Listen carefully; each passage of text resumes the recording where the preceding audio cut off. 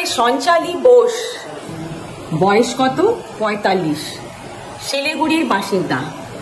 আজ থেকে 1 বছর আগে একটা 25 বছরের ছেলে রোগে ভগবানের প্রিয় হয়ে যায়।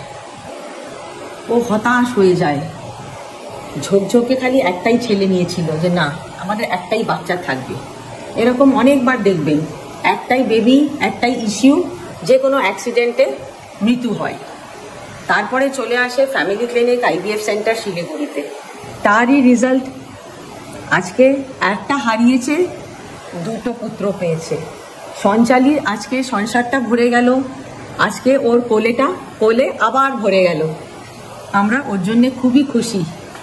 এরকম হয়, এর জন্য আমি সবসময় কি বলি, ব্যালেন্সড ফ্যামিলি। সবসময় ফ্যামিলিতে যেন 2টা ইস্যু খুব দরকার।